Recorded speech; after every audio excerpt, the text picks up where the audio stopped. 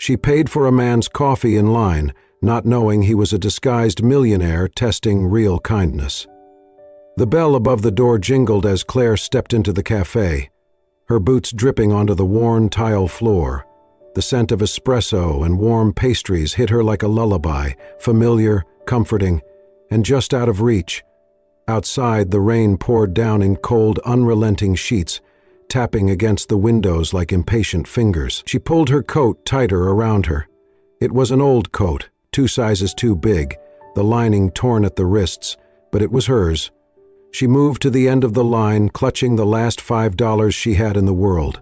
Enough for a small coffee. Not enough for rent, not enough for tomorrow, but enough for now.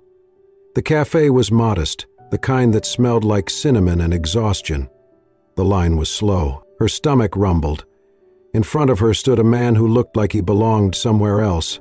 His gray coat hung limp on his tall frame, soaked through. His shoes were scuffed, his posture hunched, as if he carried more than just the weight of the rain. She noticed his hands shaking slightly as he reached into his wallet. The cashier, young, chewing gum, looked unimpressed. "That'll be $4.65, she said flatly. The man stared down at his open wallet. I thought I had more," he fumbled, pulling out coins. Maybe I dropped a bill. I was sure." There was a pause, uncomfortable, the kind that stretched wider than time. A woman behind Claire muttered, "Some people just waste everyone's time." Claire looked at him. His shoulders sagged with embarrassment. His voice had a slight rasp, the sound of someone not used to asking for help. The cashier sighed. "Sir, do you have a card?" I must have left it at home," he said softly. Claire didn't think. She didn't calculate what that coffee might cost her later. She didn't weigh her options. Her voice rose, clear and certain. "It's okay. I'll pay for his coffee." The line went still. The cashier blinked. "You? What?" Claire stepped forward, pulling out her crumpled bill. "I said I'll pay for it. Just the coffee." The man turned slowly to face her. His eyes, dark, tired, met hers with an expression she couldn't quite name. Surprise, certainly, but something else, too. Something like wonder. "You don't have to do that," he said. "I know," Claire replied. She handed over the bill. The cashier rang it up. No one clapped, no one thanked her. Someone behind her sighed, annoyed at the delay. The man accepted the paper cup with a quiet, "Thank you," to the barista. Then he looked at Claire again, this time more deeply. "Thank you," he said once more, but slower, deliberate. "That means more than you think." She gave a small shrug. "It's just coffee." He smiled, but it wasn't a casual smile. It was the kind that carried years. Then he nodded once and stepped toward the exit. The door chimed again as he left, vanishing into the gray. Claire ordered nothing for herself. She had no money left now. But she didn't feel hollow. Somehow she felt full. She sat down at a corner table, warming her hands on the sleeve of her coat. The rain outside kept falling, tapping softly against the glass like a whisper she couldn't yet understand. Claire's apartment smelled faintly of cinnamon and damp drywall. It was the scent of something that had once been warm, cozy, lived in, now thinned out by time and neglect. The kind of place that creaked when you walked, sighed when you sat down, and held on to smells longer than it held on to hope. It was a small space, just one room above an old laundromat where the machines ran late into the night. The radiator in the corner rattled like it was trying to cough itself awake, and the window above the sink never quite shut, letting in a cold draft that whispered through the cracked paint. The wallpaper peeled like it had tried to leave and been talked out of it. The ceiling bore the stain of a leak no one remembered reporting. But it was home, at least it had been. The eviction notice was still pinned crookedly to the doorframe, fluttering with every gust of wind that slipped through the gap.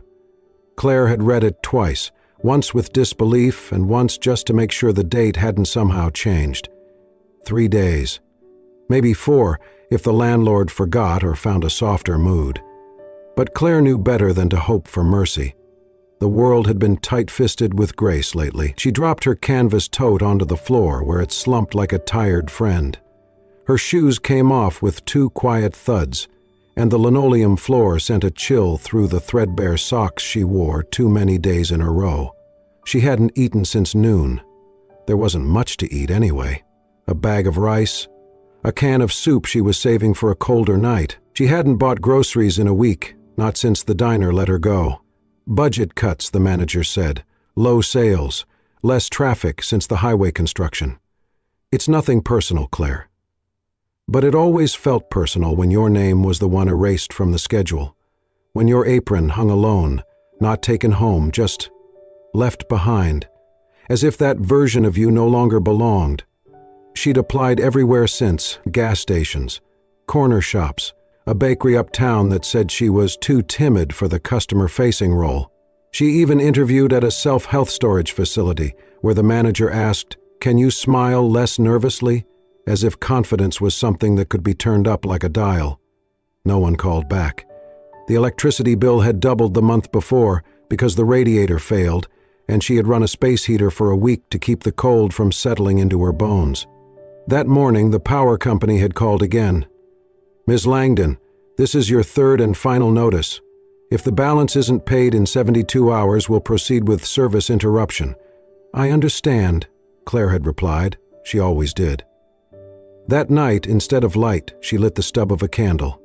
Instead of dinner, she boiled water for pasta she didn't have, then turned off the burner and watched the steam rise like a small ghost. Then, as she always did when the world felt like it was pressing too hard on her chest, she reached for her journal.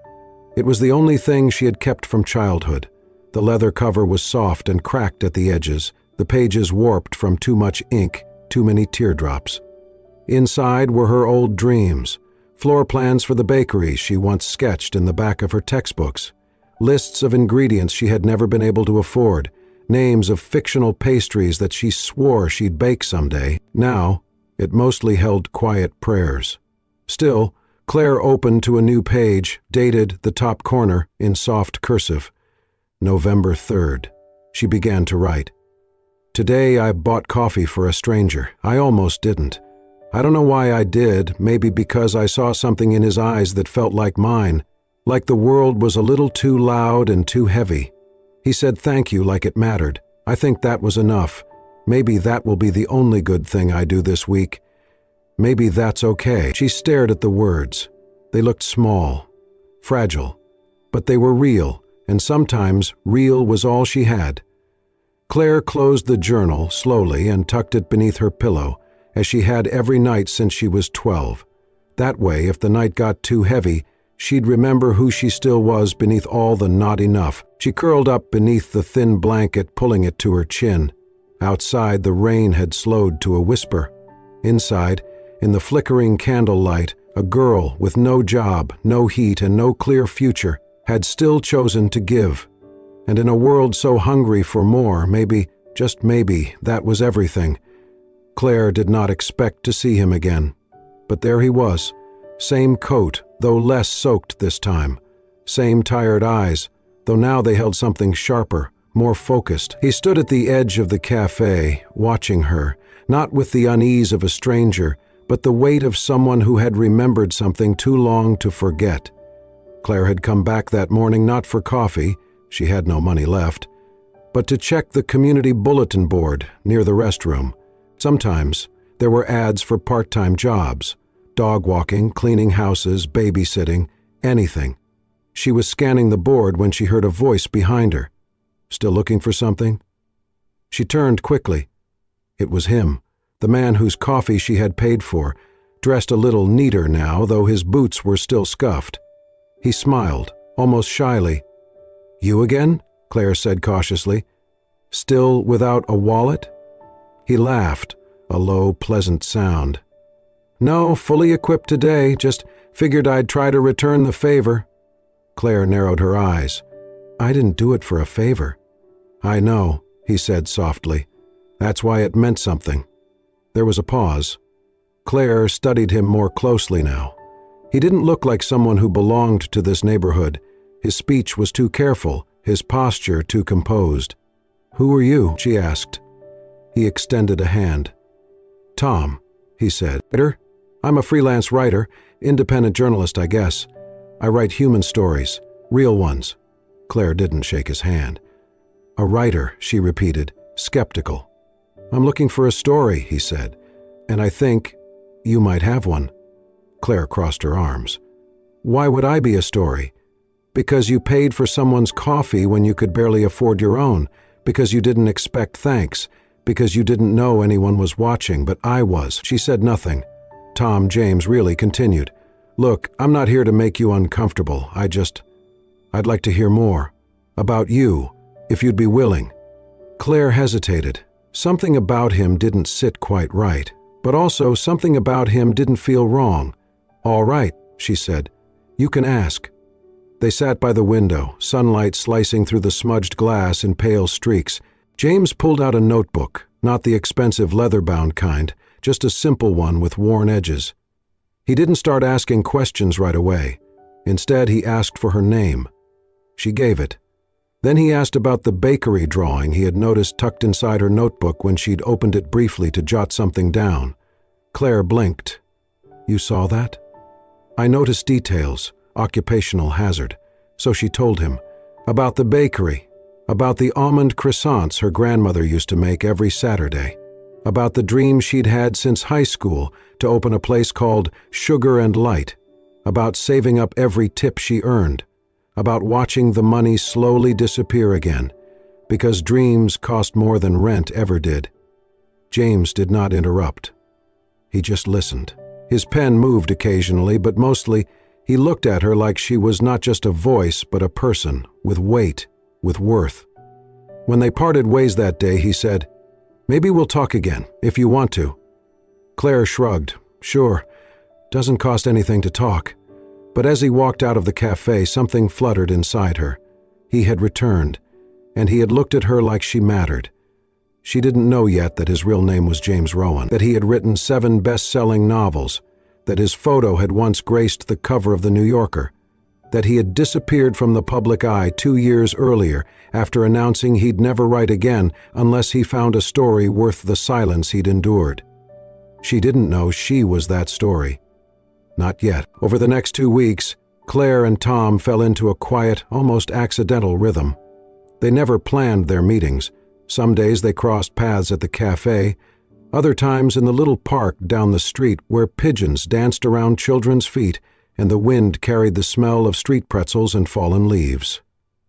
It was always casual, always easy, but it began to feel like a pattern stitched into her days, a presence she didn't realize she'd begun to look for until it was already there.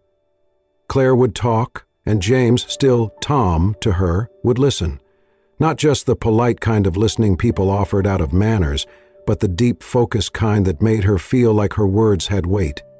He scribbled in a worn-down notebook with a pencil that always seemed nearly out of lead, his head tilted slightly, brows furrowed in concentration. For maybe the first time in her life, Claire believed her story mattered. She told him things she never said aloud, about how she used to bake cupcakes with her grandmother every Sunday morning, flour everywhere, her tiny hands barely big enough to hold the whisk, about how she'd once believed, truly believed, she'd have her own cafe by now.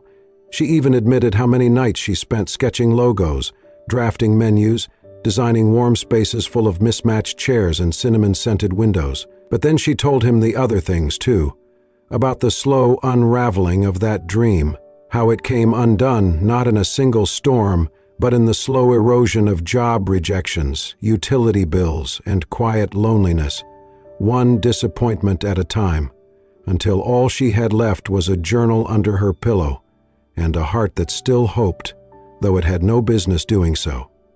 "I don't know why I still believe people are good," she said once, tracing a finger along the grain of the park bench.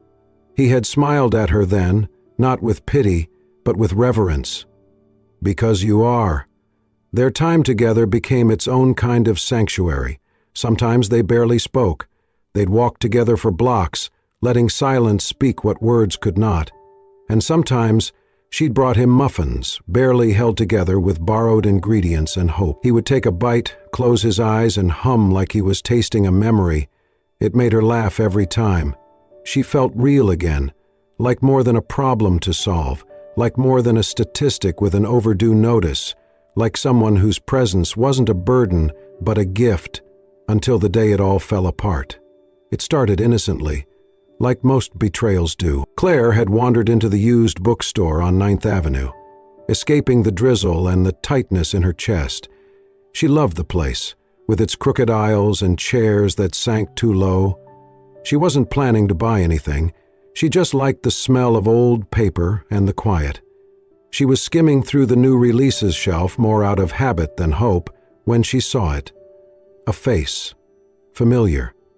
Dark eyes, the same quiet smile. She froze. Her heart kicked up. Her hands turned cold. The back of the dust jacket read, James Rowan. A name she hadn't heard in years, but one the literary world still revered.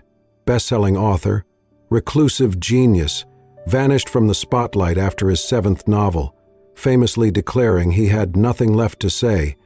Until now, Claire stared at the photo. She didn't need to check it twice. It was him. Not Tom, James. She left the bookstore in a daze. Back at her apartment, she tore through the scribbled notes he had left in their shared coffee shop napkins and loose pages. Bits of her life stared back at her in ink, phrases she thought had passed between them privately, thoughts she hadn't said to anyone else. And they were all there, word for word.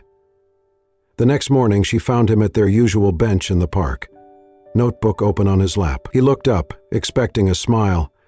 She didn't sit. Your name's not Tom, she said, each word cold, flat. James blinked. Claire, James Rowan, she cut in, author, recluse, liar. He stood, slowly. Please, you've been writing about me, she snapped. You took my life, my story, and turned it into one of your emotional little parables, didn't you? It's not like that, he said, voice strained. I didn't mean, are you writing a book? She demanded. He hesitated, then nodded, just once. Her voice cracked. So I'm just another broken girl in your masterpiece? Another sob story to make readers feel noble for a few pages? No, he said, stepping forward. You're the reason I started writing again. Because you're brave. Because you gave when you had nothing left. You made me believe again. She stepped back, her eyes burning. I helped a man, she said bitterly. Not a millionaire, not a famous author, just a man who looked cold and lost. James swallowed hard. And I was that man. No, she whispered. You were a test, and I didn't even know I was being tested. He reached out. Claire? I turned it into hope, but she was already walking away. The rain began to fall, slow, steady, soaking through her sleeves. She pulled her coat tighter, trying to hold herself together. The betrayal hurt, not because he was famous. It hurt because he had seen her, and then used her. James stood motionless, letting the rain soak through his pages, watching the woman who had saved him walk away from him. This time, because of him. The envelope was plain, no name on the front, just Claire, written in careful, slanted handwriting. It was tucked beneath the welcome mat outside her apartment door, just barely visible, as if it did not want to be found unless she truly meant to look. Claire spotted it on her way in, soaked from the drizzle that had lingered all morning. Her fingers hesitated before picking it up. She knew who it was from before she opened it. She closed the door behind her, sank into the small chair by the window, and unfolded the letter with trembling hands. It read, Claire, I told you stories were everything to me. That was not true. For a long time I thought the world didn't need another one, not after everything I had written, not after the words began to sound empty to my own ears. But then I met you. I thought I was watching a moment of kindness from a stranger. What I did not know was that I had stumbled upon the story I never expected to find again, one I did not have to write to believe. I never intended to make you a character. You were never that. You weren't part of my story. You became it. I wanted to show you. That's why I left the manuscript. No publishing house has seen it. No editor, no press, only you. If you never want to speak to me again, I will understand, but I needed you to know.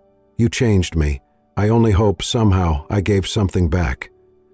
Claire held the pages in her lap for a long time. Her breath caught in her throat. He had included the manuscript. She looked at it with quiet dread and curiosity. The title was handwritten on the first page, "The Girl with No Reason Left But Still Chose to Give." She flipped to the first chapter. It began with a cafe, a small act of kindness. A girl who offered her last $5 not because she had any to spare, but because someone else had none at all. Each page was her story, not in facts and bullet points, but in feeling, the way she looked at the world when no one else was watching, the quiet strength she carried like a second skin, her laugh, her tears, her dreams about a bakery that smelled like cinnamon and second chances. But it was not pitiful, it was reverent. James had written about her the way someone writes about the moon, not just because it glows, but because it glows even when no one's looking. Claire turned to a page near the middle, where James described watching her help a child tie their shoelaces outside the park. She spoke gently, like the world had hurt her, but she still hoped it could be kind. "I didn't know what I was looking for until I saw her do that. Something no one would write about, and that's when I knew I wanted to write about her." Claire wiped her face, realizing she had been crying quietly, and yet it was not the kind of crying she had known in recent months, not the tears of frustration or loneliness or hunger. This was something else, something lighter. Someone had seen her, not for what she lacked, not for what she struggled through, but for what she gave, freely, with no promise of return. She closed the manuscript slowly, ends resting on the cover. A knock came at the door. She froze. Then she stood, walked over, and opened it. There was no one there. Just the faint scent of rain, and somewhere down the street footsteps fading into the quiet. Claire looked at the sky, and for the first time in what felt like years, she smiled. Claire had walked 4 blocks, past where she meant to turn, twice. Her fingers were curled tightly around the manuscript, now softened at the corners from being read and reread. Rain tapped lightly on the sleeve of her jacket, and the wind carried the early breath of winter. She was not sure what made her go. Maybe it was the way he wrote about her. Maybe it was the silence in her apartment, too loud now with the truth of being seen. Or maybe it was just this. She had spent her life giving to people who never remembered her name. James had remembered everything. She reached the address printed faintly on the back of the envelope. It was a quiet townhouse on a narrow, tree-lined street. Ivy curled along the iron gate, and a flicker of warm light glowed behind the windows. She stood there for a moment, unsure, then stepped forward and rang the bell. No answer, but the door was slightly ajar. She hesitated, then pushed it open. The scent hit her first. Cinnamon, nutmeg, a faint trace of brown sugar melting in butter. She stepped into a modest kitchen, lined with shelves of old cookbooks, and 2 chipped mugs on the table. At the stove stood James, no longer the mysterious stranger, no longer the author with something to hide, wearing a flour-dusted apron and staring at the oven timer like it might judge him. He turned, saw her, and he smiled, just slightly, not with relief or triumph, but something softer, like forgiveness. "You're here," he said. She didn't speak. He gestured to the counter. "I tried your grandmother's pecan bread recipe. You once said she measured love by the pinch, not the cup." Claire raised an eyebrow, stepping closer. "And you remembered?" "I remembered everything," James said. They sat at the kitchen table, 2 warm slices on mismatched plates. The silence between them no longer sharp but comfortable, like a quilt stretched across something old and aching. They ate slowly. He looked up. "No more lies," James said. "You taught me enough truth." Claire met his eyes. "I didn't mean to be your story." "King Boozy," she said. "You weren't," he replied. "You were the reason I started telling one again." She didn't smile, but she didn't look away. After a long pause, she reached into her coat and placed the manuscript on the table. "I want to help finish it." He blinked. "You do?" "But not just about me," she said. "There are so many people like me, women who give their last $5, men who hold doors open in the rain, children who share half their lunch, We write their stories, James leaned back. Ordinary people with extraordinary hearts, he said. Claire nodded. We remind the world they exist. And just like that, the girl who once had nothing, and the man who once had everything but felt empty, decided to build something that neither of them could do alone. Not out of guilt, not out of rescue, but out of respect. Out of something dangerously close to love. They clinked mugs that night, not to endings, not to beginnings, but to the quiet, slow middle where two lives begin to weave into one. No more lies, just truth. And words. Together. The book hit the shelves on the first Tuesday of spring. It arrived without much fanfare. No celebrity launch party, no exclusive reviews from the literary elite, just a quiet arrival at independent bookstores, library shelves, and local cafes where kindness was still served beside a hot drink. Its title was modest, Kindness, Even Broke, and beneath the title, in equally unembellished type, by Claire Langdon and James Rowan, to the world the names together raised eyebrows. A best-selling author returned from years of silence, and a girl no one had ever heard of before. The curiosity sold copies, but the story inside is what made people stay. The book wasn't just about Claire. It wasn't even just about kindness. It was about choosing to care when the world gave you every excuse not to. The first chapter told of a rainy morning, a $5 bill, and a girl who gave what she could not afford to lose. But as readers turned the pages, they found it wasn't just one act. The book was filled with stories of real people, Claire's neighbors, friends, strangers she had once passed on the street, people who gave when no one was watching. It included James's reflections, too, about watching Claire from across a coffee shop, believing he was studying her, only to discover he was learning from her. He wrote about her generosity with the reverence of a poet and the humility of someone who had almost forgotten what grace looked like. It didn't take long for the book to climb the bestseller list, not because it was flashy or clever, but because it felt like truth. Book clubs passed it around with dog-eared pages. Teachers read excerpts aloud in classrooms. Strangers left notes in copies they donated to libraries. This made me cry in the best way. You reminded me of my grandmother. I paid for someone's coffee today because of this. Claire, suddenly seen by millions, was stunned. She had never planned for any of it. Fame made her nervous, crowds drained her, but when she spoke, at libraries, schools, shelters, her voice shook less each time. I didn't write this book to be known, she said in an early interview. I wrote it because we needed to remember that being kind is never wasted, even when you're broke, especially then.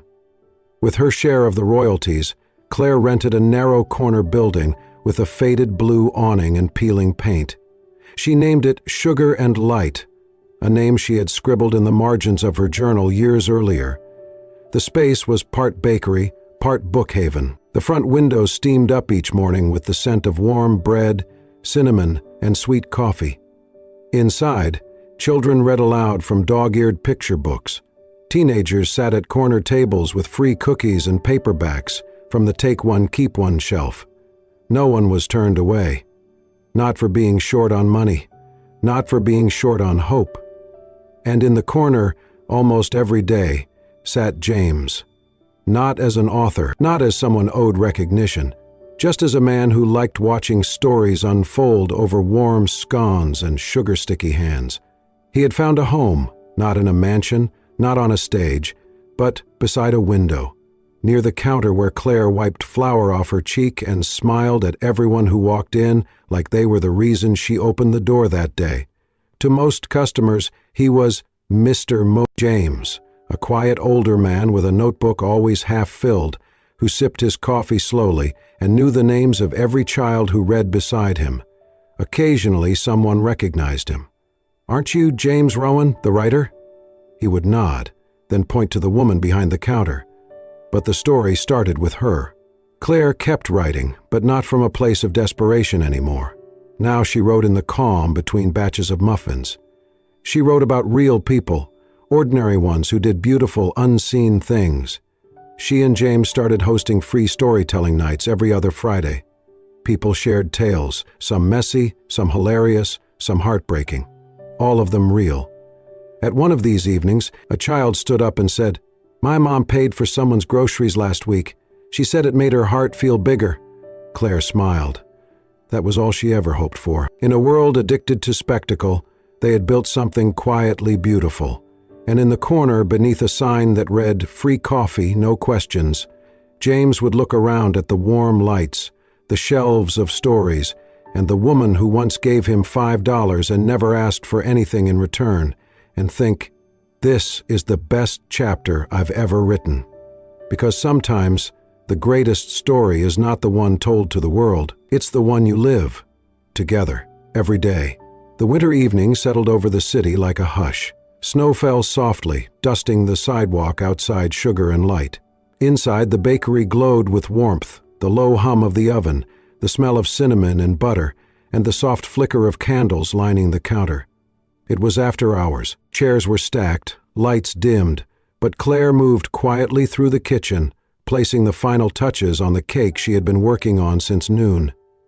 It was simple: vanilla sponge, light whipped cream, a swirl of caramel across the top. But it wasn't the cake that mattered. It was who it was for. James arrived right on time, just as she knew he would. He stepped in through the back door, brushing snow from his coat, eyebrows lifted in surprise at the dim lights and flickering candles. Claire stood in front of the cake, her apron dusted with flour, her hair pulled back in a loose bun. "Happy birthday," she said softly. James blinked. "You remembered?" "I always remember the people who remember me," she replied. He looked at the cake, then back at her. "That's the first time anyone's baked for me in over 20 years. "Well," she said, "you've earned it." They sat at the small kitchen table, just the two of them. No decorations, no crowd. Just the scent of warmth, the sound of quiet breathing, and something between them that had taken root long before either of them admitted it. James set his fork down after the first bite. "All my life," he said, "I've written about love. I've crafted it, shaped it, tried to give it language. But I think I just started to live it." Claire looked at him, eyes shimmering with something gentle and sure. "And all I ever needed," she said, "was someone who saw me as enough. Not an idea, not a cause, just me." James reached into his coat pocket. He pulled out a small velvet pouch, no box, no ribbon. Inside was a ring, thin, worn, with a pearl barely clinging to its setting. It was not new, not even shiny. "This belonged to my mother," he said. "She told me to keep it until I found someone who was kind when no one was looking, who gave not to be noticed but because they couldn't help but give." He looked into Claire's eyes, his voice quieter now. She didn't say it had to be someone rich or impressive, just someone true. He held out the ring. "Claire, would you stay? Not just in this place, in this life. With me?" Claire stared at him, then smiled. "I've been staying," she whispered. "I just didn't know it had a name." She slid the ring onto her own finger. No theatrics, no grand applause. Just two hands, one truth, and a love that had grown slowly, like bread rising in silence. The next morning, the bakery opened as usual. But something was different. Children ran through the front door, giggling. The smell of fresh scones filled the air, and James sat in his usual spot by the window. Claire stood behind the counter, arranging a tray of muffins, when a little girl asked, "Miss Claire, what does that sign mean?" She pointed to the hand-painted wooden board James had hung the night before above the door, where kindness first brewed. Claire looked up at it. Her eyes softened. "It means," she said, "this place was built on something that never runs out." Outside, snowflakes danced in the light. Claire and James stood together on the steps of the bakery, her hand wrapped in his, steam curling out of paper cups in their other hands. No camera crews, no headlines, just the laughter of children running past, the warmth of a home built with stories and sugar, and the quiet miracle of two lives that had found each other not by fortune, but by faith. There were no more tests, no more disguises, Only this: a love not asked for, but freely returned. Because sometimes the richest love comes not from what you have, but from what you choose to give away. Sometimes love doesn't come wrapped in luxury or dressed in grand gestures. Sometimes it arrives in the form of a small kindness, a warm cup of coffee, a ring passed down through generations, and a choice to stay. Claire and James didn't find each other through fate or fairy tales. They found each other through a moment of quiet generosity. A moment that grew into trust, then into home, then into something that didn't need to be proven, because it was real. If this story moved your heart, if it reminded you that the smallest kindness can change everything, then we invite you to stay with us a little longer. Subscribe to Soul-Stirring Stories for more tales of compassion, redemption, and love that begins where judgment ends. Because sometimes the most powerful stories are the ones that whisper, not shout. See you in the next story.